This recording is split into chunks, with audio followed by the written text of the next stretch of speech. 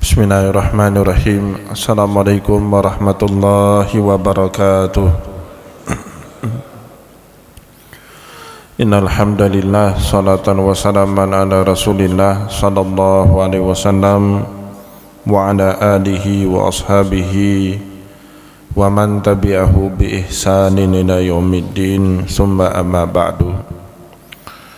Puji dan syukur senantiasa dan tidak pernah bosan-bosannya kita panjatkan kehadirat Sang Maha Pencipta Allah Subhanahu wa taala, yang mana dengan limpahan karunia-Nya, rahmat-Nya, hidayah-Nya serta anugerah-Nya kepada kita semua, kita kembali masih diberikan kesempatan, kesehatan dan usia panjang oleh Allah untuk sama-sama dan senantiasa mengabdikan diri kita di jalannya dengan menjalankan segala perintahnya dan menjauhi semua larangannya. Salawat dan salam juga tidak pernah lupa pula kita hanturkan kepada junjungan alam Nabi besar Muhammad sallallahu alaihi wasallam, di mana dengan perjuangan beliau dan para sahabat beliau kita dapat mengenal betapa rahmatan lil alamin ajaran agama Islam sebagaimana yang menjadi keyakinan dan pengetahuan kita bersama. Bapak Ibu kaum muslimin dan muslimat yang dimuliakan oleh Allah, mari pada kesempatan subuh yang barakah ini, sambil kembali kita niat iktikaf di rumah Allah, kita kembali melanjutkan pengajian hadis kita dengan kitab Sahihul Bukhari karya Imam Al-Bukhari rahimahullahu ta'ala anhu. Dan insyaallah pada subuh kali ini kita kembali lanjutkan pembahasan pada bab ke-36, babun khawfil mu'mini min ayyahbata amaluhu wa huwa la yash'ur. Bab adanya anjuran dalam agama kita bagi seorang mukmin untuk khawatir dan takut kalau amalan soleh yang selama ini dikerjakan menjadi sia-sia, wa huwa la yash'ur, dan dia tidak mengetahui atau tidak merasakan kesia-siaan itu. Pada pertemuan yang lalu, Bapak Ibu yang dimuliakan oleh Allah, kita telah membaca kutipan-kutipan dari Imam Bukhari dalam bab ke-36 ini dari berbagai riwayat, baik dari tabi'in maupun dari para sahabat Rasulullah SAW, yang menunjukkan ketakutan dan kekhawatiran mereka jika amal soleh yang selama ini mereka kerjakan itu menjadi sia-sia, tak bernilai di hadapan Allah Subhanahu wa taala. Nah, pada subuh kali ini insyaallah kita akan melihat, membaca hadis nomor 48 yang dibabkan oleh Imam Bukhari di dalam bab ini, di mana beliau mendapatkan riwayat hadis ini dari guru beliau Muhammad bin Ar'arah. Haddatsana Muhammad bin Ar'arah qala hadatsana Syu'bah an Zaidin qala sa'altu Aba Wa'ilin anil murji'ati. Bapak Ibu yang dimuliakan oleh Allah, suatu hari seseorang yang bernama Aba Wa'il atau Abu Wa'il, nama lengkap beliau Syaqiq ibnu Salamah. Nah, beliau ini ya seorang tabi'in, ya Syaqiq ibnu Salamah ini seorang tabi'in. Suatu hari ditanya oleh murid-muridnya tentang pemahaman kelompok Murji'ah, ya. Sa'altu Aba Wa'ilin anil murji'ati. Jadi Murji'ah itu salah satu kelompok yang bahkan sudah ada sejak di zaman Rasulullah sallallahu alaihi wasallam, dan dianggap pemahaman mereka terhadap Islam itu tidak lurus atau sesat, ya, kelompok Murji'ah. Salah satu kelompok yang sesat. Bagaimana pemahaman kelompok Murji'ah ini sehingga sesat? Mereka, Bapak Ibu, punya pemahaman artinya Murji'ah dari kata roja, maknanya menunda.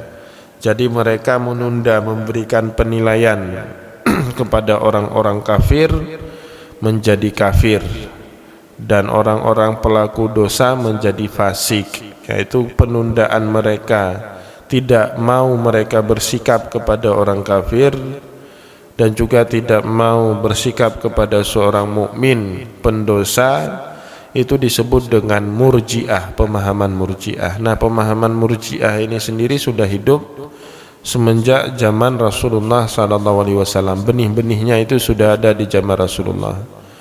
Nah, ini pemahaman termasuk ajaran yang tidak benar, karena kita ini umat Islam Bapak Ibu harus bersikap untuk menjaga hifdzuddin kita, ya, untuk menjaga kepentingan agama kita.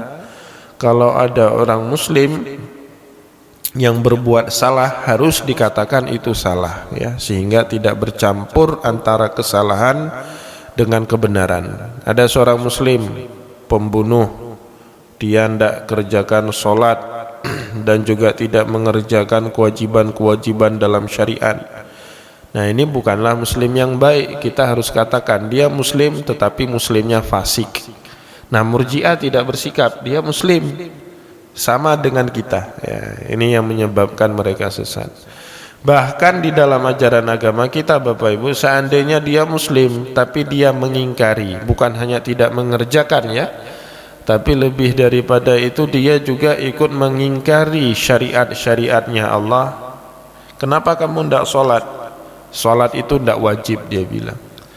Kenapa kamu tidak puasa? Tidak ada ayat yang mewajibkan puasa. Itu sudah mengingkari, ya. Maka juga kita sebagai muslim harus bersikap. Orang yang mengingkari syariat Bapak Ibu, orang itu kufur, ya. Orang murji'ah tidak bersikap. Mereka tetap mengatakan orang yang mengingkari syariat itu juga masih umatnya Nabi Muhammad Sallallahu Alaihi Wasallam. Tidak bisa diterima. Kalaulah Bapak Ibu pengingkar syariat itu masih umatnya Nabi Muhammad Sallallahu Alaihi Wasallam, pasti sahabat Nabi seperti Abu Bakar, Umar tidak akan memerangi ketika muncul kelompok yang tidak mau membayar zakat setelah wafatnya Rasulullah Sallallahu Alaihi Wasallam. Ya, kalau tidak diperangi nanti akan berkembang biak terus itu kelompok dan menganggap diri mereka yang paling benar. Nah, ini kelompok murji'ah. Benih-benihnya ini sudah hidup di zaman Rasulullah Sallallahu Alaihi Wasallam.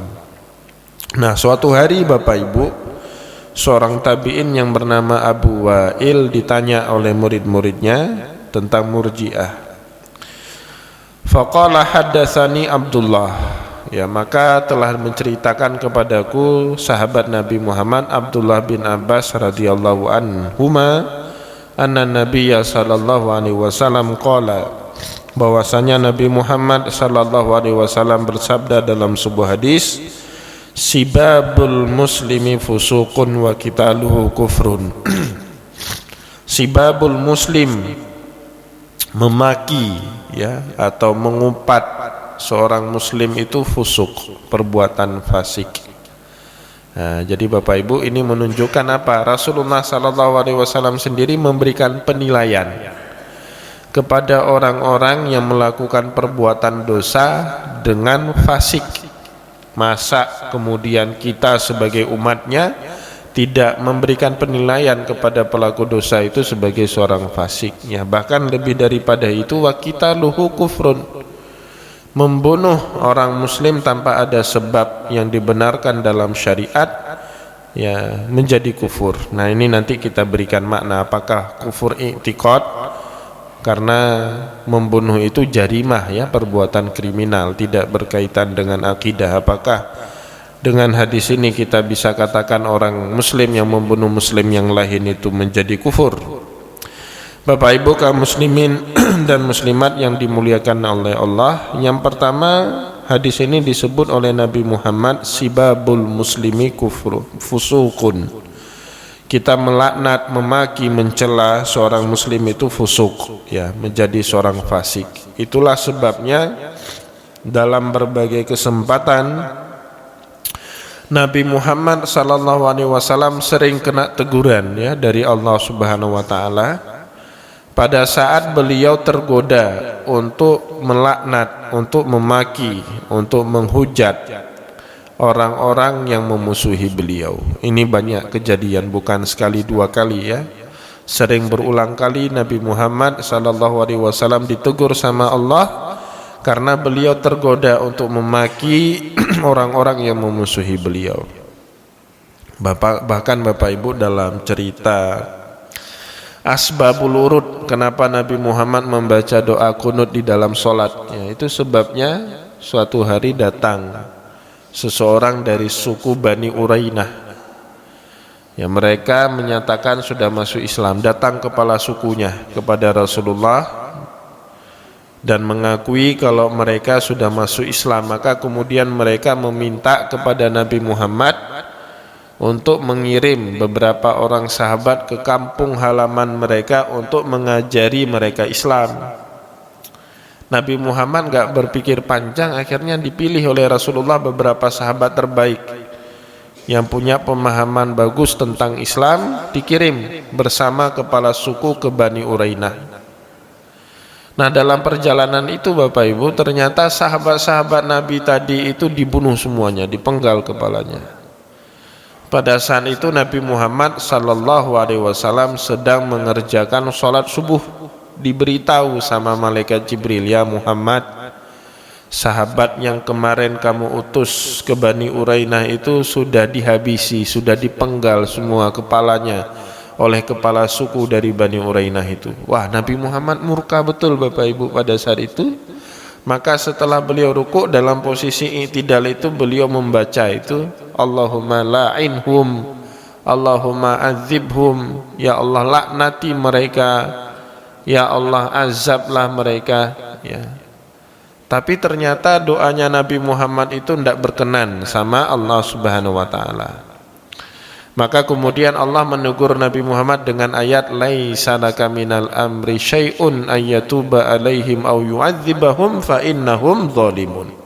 Muhammad, bukan urusanmu, bukan tugasmu. Laisa laka minal amri syai'un ayyatuba alaihim aw yu'adzibahum. Baik mereka mau bertobat atau kamu melaknat atau mengazab mereka, itu bukan hakmu. Itu haknya Allah Subhanahu wa taala. Boleh jadi hari ini kamu laknat mereka, siapa tahu suatu hari kelak mereka masuk Islam, benar-benar baik Islamnya. Maka semenjak itulah Bapak Ibu, doa laknat dalam kunut, ya, yang dibaca oleh Rasulullah SAW diubah menjadi doa rahmat, ya, seperti yang kita baca pada saat kunut tadi, ya, Allahumma hdina fiman hadait. Itu kan doa rahmat, ya Allah berikanlah petunjuk kami ke dalam jalan-jalan yang Engkau tunjuki. Allahumma hdina fiman hadait wa afina fiman afait wa tawallana fiman tawallait. Itu kan doa kebaikan semua Bapak Ibu. Wa barik lana fima atait, dan berkahilah setiap pemberian anugerah yang Engkau berikan kepada kami. Waqina wasrif anna bi rahmatika syarra ma qadait. Lindungi kami, palingkan kami dari ketentuan-ketentuan buruk yang telah Engkau gariskan dalam kehidupan kami dengan curahan rahmat-Mu. Itu kan kita mohonkan selalu kepada Allah, doa baik. Maka Rasulullah SAW dilarang oleh Allah untuk mendoa keburukan Bapak Ibu. Doa Nabi Muhammad itu harus baik-baik, ya. Di dalam kesempatan yang lain, setelah perang Uhud, Nabi Muhammad SAW dalam keadaan payah, dalam keadaan nelangsa dan cukup prihatin pada saat itu.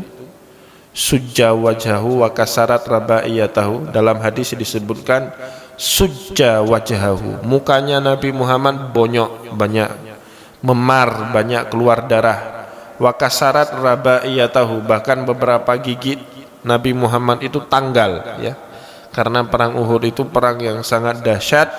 Hampir saja nyawa Nabi Muhammad SAW tak terselamatkan dalam perang itu. Nah, dalam keadaan itu Bapak Ibu, Nabi Muhammad SAW kembali, ya, tergoda untuk melaknat, mengutuk orang yang telah memperlakukan dirinya seperti itu. Kaifa yuflihul qaum ayyaf'alu bi anbiya'ihim hakadha. Bagaimana suatu kaum itu bisa bahagia kalau mereka memperlakukan nabinya seperti ini?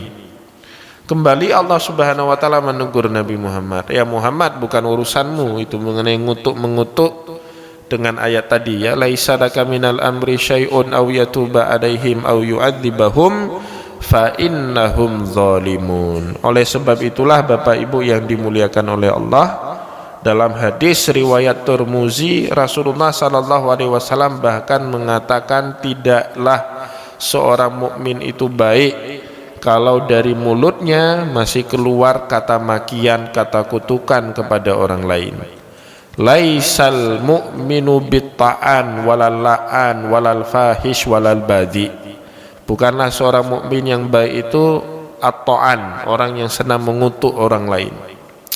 Al-la'an, orang yang senang melaknat orang lain. Al-fahish, orang yang omongannya itu keji, ya.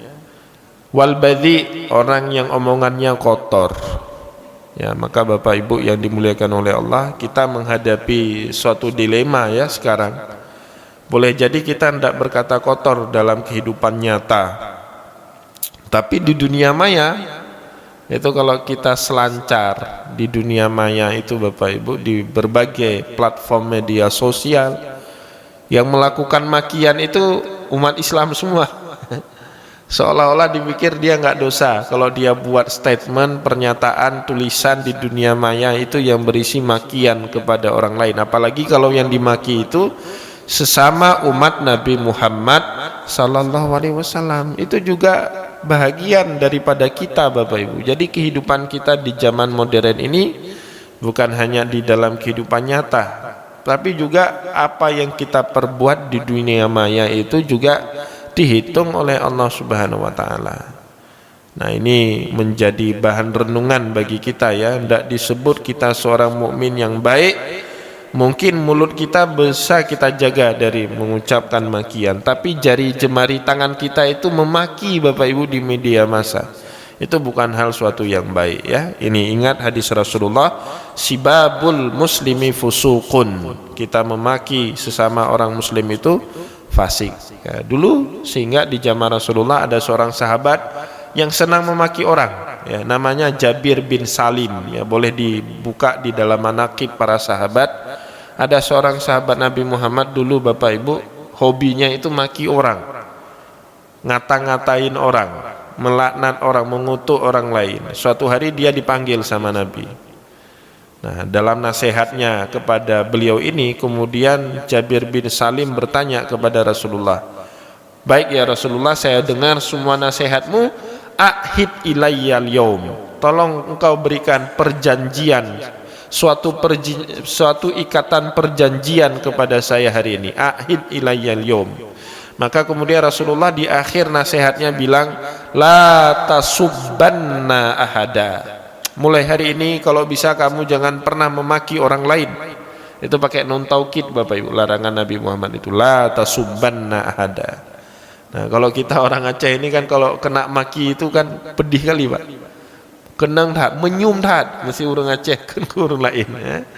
Nah, jadi kasar sekali kalau kita maki. Jadi kita ini termasuk dalam diksi bahasa kalau kena makian itu benar-benar kasar Bapak Ibu. Hatta orang Arab Bapak Ibu enggak mengerti makian sejelek makian yang orang kita ucapkan itu. Orang Arab itu kalau paling marah mereka, ya mereka mengucapkan yakhrib baitak. Itu udah paling marah itu. Yakhrib baitak itu maknanya semoga rumahmu hancur. Ya. Kalau kita Bapak Ibu, ibu-ibu kita kena. Bapak kita disuruh kejar sapi, dikejar, ya, ibu kita disuruh kejar kerbau, ya kan? Kalau dalam bahasa kita Aceh itu makian kita itu paling telak kalau kena. Ya, orang Arab tidak pernah Pak. Kalau marah sekali orang Arab, saat mereka memaki kita nggak pernah dia bawa ibu-ibu kita itu.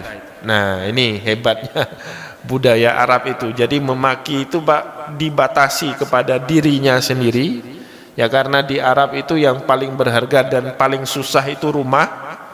Ya, di Arab itu kalau sudah kawin Bapak Ibu, dia harus pisah rumah dengan ibunya, dengan mertuanya. Karena orang Arab kan tinggalnya di syakkah, di flat-flat, di apartemen. Jadi kalau berkeluarga nggak mungkin bisa bertampung di situ dua keluarga kan, maka mereka harus beli rumah dulu baru bisa kawin. Beda dengan kita orang Aceh, apalagi orang Aceh Raya, numpang dulu di pondok mertua indah. ya, sampai bisa beli rumah baru. Maka orang Arab itu kalau marah yang dimaki itu rumah kita, Pak. Ya khrib baitak, semoga rumah yang kamu tempati sekarang hancur. Itu udah kasar sekali. Itu Bapak Ibu kalau ngucap seperti itu sama orang Arab, itu ngundang dia tonjok kita, itu marah sekali orang Arab. Nah tapi hebatnya itu nggak bawa-bawa ibu kita, Pak. Nggak bawa-bawa kakek kita, nggak bawa-bawa bapak kita, nenek kita. Tapi kalau orang Aceh marah, ibu-ibu kita dibawanya, disuruh kejar sapi, lembu, entah apa-apa keluar dari situ ya. Nah ini ya, sehingga sahabat tadi Jabir bin Salim yang hobinya memaki orang itu suatu hari buat perjanjian, ikatan perjanjian bersama dengan Rasulullah. Karena Rasulullah tahu ini orang sahabat sudah baik di semua sisi, tapi kurang dari mulutnya ini, maka Rasulullah bilang, la tasubbanna ahada, mulai hari ini tolong kamu jangan memaki orang lain. Maka kemudian dijawab ikatan perjanjian itu oleh Jabir bin Salim, fama sababtu ba'dahu hurran wala abdan wala ba'iran wala syatan. Semenjak aku buat ikatan janji itu bersama dengan Rasulullah, aku tidak pernah memaki siapapun, apakah dia seorang merdeka ataupun hamba sahaya. Ba'iran wala syatan, saya juga tidak memaki lagi hewan, onta maupun juga seekor kambing ya. Jadi dia jaga mulut dia dari memaki orang lain. Nah ini Bapak Ibu yang dimuliakan oleh Allah, seberat apapun dosa seorang muslim, dilarang bagi kita untuk memakinya dengan menggunakan kata-kata yang dia lakukan perbuatan dosa itu.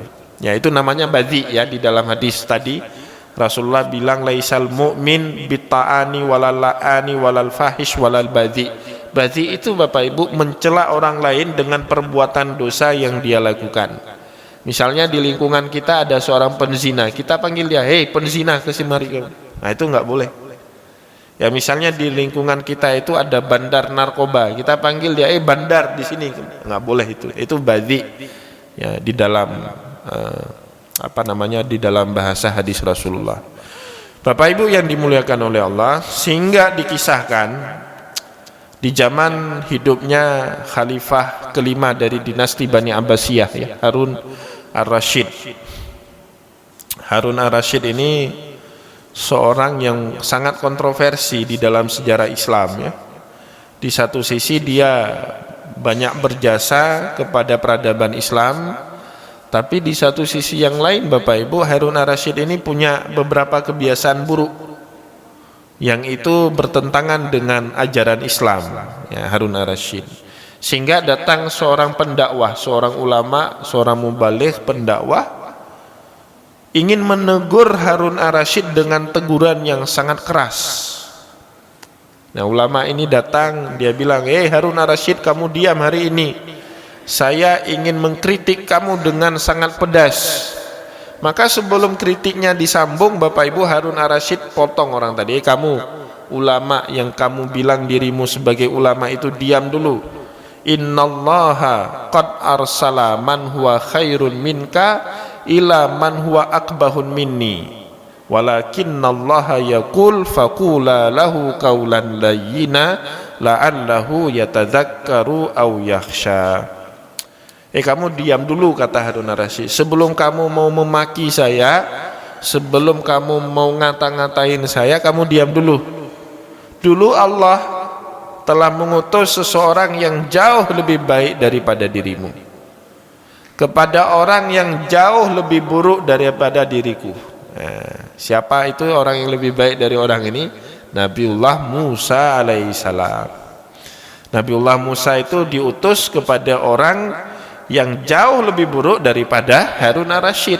Saking buruknya orang ini Bapak Ibu, diabadikan keburukannya di dalam Al-Quran. Sejahat-jahatnya kita sekarang Bapak Ibu, tidak akan pernah diabadikan kejahatan kita di dalam Al-Quran ya.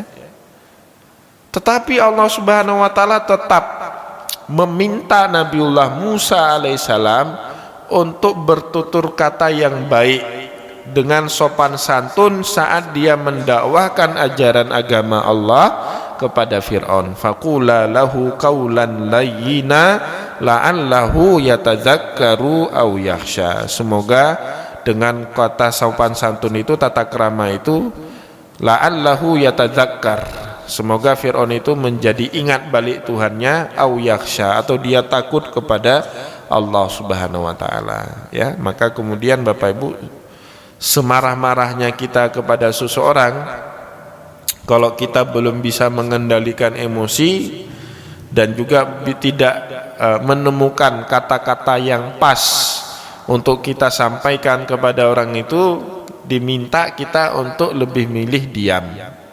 Karena kalau kita juga ucapkan, Mbak, kita dalam keadaan nggak stabil, kita tetap bertutur kata, dan kita tidak memiliki kosakata yang cocok untuk menasihati orang itu, yang jelas masalah nggak akan selesai, ya. Justru akan menambah masalah yang ada sekarang, ya. Masalahnya padahal sepele. Nasihat kita ini kurang pas, kita maki-maki dia. Justru masalahnya akan makin membesar pada saat itu, bukannya selesai.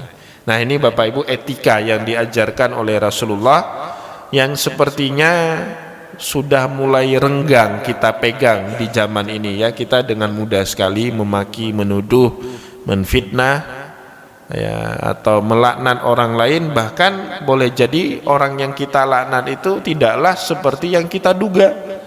Nah, ini tidak boleh, ya, kita bersikap seperti itu. Yang kedua, Nabi Muhammad SAW juga bilang di dalam hadis ini, wa qitaluhu kufrun, membunuh seorang kafir itu, membunuh seorang muslim itu kufur. Nah, Bapak Ibu yang dimuliakan oleh Allah, ini kalau kita pahami hadis ini kok sepertinya lebih mirip kepada Khawarij, ya. Karena Khawarij itu, Bapak Ibu, kelompok yang punya paham Muslim pelaku dosa itu atau pembunuh itu kufur. Kalau kita Ahlussunnah wal Jamaah, Bapak Ibu, berkeyakinan pembunuh itu tidak kufur, ya, karena pembunuh itu dia tidak melanggar kaedah-kaedah tauhid, kaedah-kaedah etikad. Kalau kita tanya sama orang pembunuh, apakah kamu masih beriman sama Allah? Pasti jawabannya, ya, beriman sama Allah. Kenapa kamu bunuh orang? Ya, mungkin jawabannya nggak sanggup tahan emosi, atau sangat marah, atau sangat dendam, dan seterusnya. Tapi membunuh itu sendiri tidak membuat seseorang itu kafir. Nah, di sini kenapa Rasulullah SAW mengucapkan wa qitaluhu kufrun, membunuh seseorang itu kufur hukumnya? Karena tujuan Nabi Muhammad, konteks pembicaraan Nabi Muhammad itu untuk menyangkal pemahaman orang Murji'ah. Ya, orang Murji'ah kan tidak mau memberikan penilaian, Bapak Ibu, kepada si pembunuh. Nah, dalam konteks menyangkal pemahaman orang Murji'ah, maka Nabi Muhammad SAW bilang, bahkan kita luhu kufrun, membunuh orang itu harus kita berikan penilaian. Ya, jadi di sini maknanya mubalaghatu fitansib. Rasulullah SAW ingin menunjukkan bolehnya berlebih-lebihan dalam memberikan penilaian kepada seseorang yang melakukan kesalahan, bukan seperti pemahaman Murji'ah selama ini. Jadi Bapak Ibu yang dimuliakan oleh Allah, dulu di zaman akhir, ya, sebelum Nabi Muhammad wafat, di akhir-akhir sebelum Nabi Muhammad wafat, pemahaman Murji'ah ini sempat berkembang karena dianggap pemahaman Murji'ah ini main aman, baik. Orang-orang baik, orang-orang yang gak mau menilai orang lain, jadi seolah-olah dia orang baik. Tapi Rasulullah SAW ingin menjelaskan kepada kita, justru itu gak baik bagi agama. Ya, mungkin baik bagi kita, ya, kita gak mau menyalahkan orang, gak mau menilai orang, mungkin baik sama kita. Tapi bagi keberlangsungan agama justru gak baik. Dan ingat, para ulama merumuskan ada yang disebut dengan maqasidus syariah, tujuan kenapa Allah menurunkan syariat. Salah satu, Bapak Ibu, dari hal yang paling utama syariat itu diturunkan hifdzuddin, untuk menjaga keberlangsungan agama. Ya, kalau kita nggak kasih nilai ini ajaran sesat, ini ajaran benar, maka boleh jadi agama kita rusak. Nah, saya ingat dulu, betul dulu Bapak Ibu, waktu tahun 2000 berapa itu, ya, waktu masih Bu Eliza wali kota waktu itu kan ada ajaran sesat itu Milata Abraha. Masih ingat Pak Wardian ya? Ada ajaran sesat Milata Abraha. Waktu itu kepala dinasnya Akhi Mahirul, kepala dinas syariah Islamnya. Di persidangan waktu itu Bapak Ibu, kelompok sesat ini saksi ahlinya itu salah satu guru besar, Profesor UI Naraniri, sudah cukup senior. Ya, dibawa itu Akhi Mahirul sempat goyang itu. Ini gimana? Ya, akhirnya beliau ngajak saya ngomong, kita jelaskan. Ya, beliau itu melihat dari pluralisme ya, bukan. Ini ada profesornya ahli pemikiran Bapak Ibu. Ahli pemikiran kan biasa itu bawa ajaran pluralisme. Ya, ajaran itu harus diterima semua, plural. Iya, diterima selama mereka tidak mendakwahkan. Tapi kalau sudah menyebarkannya meresahkan, ya meresahkan orang lain Bapak Ibu, menyebarkannya kepada orang lain, bahkan di komunitas banyak umat Islam. Kalau enggak ditindak justru akan membahayakan. Nah, ini ada kaedah yang lain. Jadi tidak hanya dari sudut pandang pluralisme itu Bapak Ibu, tapi juga ada sudut pandang hifdzuddin, menjaga kepentingan dan pemurnian agama. Ya, akhirnya diterima, argumentasi kita itu diterima di persidangan. Orang-orang yang terlibat dalam Milata Abraha itu dihukum 3 tahun penjara waktu itu ya. Nah, ini penting ya, bukan kita maksud ingin menghukum orang, tapi untuk menyatakan sikap kalau ajaran Milata Abraham itu berbahaya bagi keberlangsungan akidahnya anak-anak kita yang ada di Aceh ya, orang-orang kita yang mempertahankan akidah Ahlussunnah wal Jamaah di Aceh. Nah, akhirnya diterima argumentasi kita itu dan dihukum mereka. Tapi saya dengar belakangan berkembang lagi, bukan di Aceh ya, berkembangnya di luar Aceh ya. Sekarang di Banten, di Jawa Barat itu berkembang betul jaringan ajaran Milata Abraham itu. Nah, Bapak Ibu yang dimuliakan oleh Allah, ini kadang-kadang sikap itu penting ditunjukkan ya, untuk menyatakan yang mana yang benar dan mana yang batil. Saya ingat betul itu cerita di dalam tafsir saat Nabiullah Ibrahim alaihissalam dibakar sama Namrud. Ya kan, gara-gara Ibrahim menghancurkan berhalanya Namrud murka, akhirnya qalu harrikuhu wansuru alihatakum in kuntum fa'ilin. Ya, dibakar Nabiullah Ibrahim di dalam kayu pembakaran yang sangat besar. Nah, dalam keadaan itu Bapak Ibu diceritakan dalam kitab tafsir, datang seekor semut bawa setitik air. Kan sering Bapak Ibu lihat semut biasanya bawa makanan di atas kepalanya kan, potongan kecil makanan itu. Tapi kali ini semut itu jalan bawa sebutir air. Nah, di atas semut itu lewat beberapa ekor burung. Terjadi dialog antara burung itu dengan semut. Burung itu tanya sama semut, semut, mau bawa kemana kamu air kecil itu, sedikit secuil di atas kepalamu? Dia bilang, semut ini jawab, saya mau bawa air ini untuk memadamkan apinya yang sedang membakar Ibrahim. Diketawain sama burung-burung itu, kamu ini dongeng, ada-ada aja. Mana cukup sebutir air untuk memadamkan bara api yang sedang membakar Ibrahim. Tapi apa kemudian dijawab sama semut? Saya tahu sebutir air ini tidak akan bermanfaat untuk memadamkan api yang sedang membakar Ibrahim, tapi setidaknya menjelaskan posisi saya berpihak kepada Nabiullah Ibrahim alaihissalam. Nah, ini Bapak Ibu, kadang-kadang menyatakan itu penting. Ya, kalau kita nggak nyatakan justru dianggap orang kita membenarkan apa yang dilakukan oleh orang lain dan perbuatan itu salah. Baik Bapak Ibu kaum muslimin dan muslimat yang dimuliakan oleh Allah, kita cukupkan pengajian kita pada subuh kali ini. Semoga apa yang kita sampaikan pada subuh ini bermanfaat kepada kita semua dan saya mohon maaf jika ada yang tidak berkenan. Wallahu muwaffiq ila aqwamit thariq wa nasrun minallah fatun karib. Wassalamualaikum warahmatullahi wabarakatuh.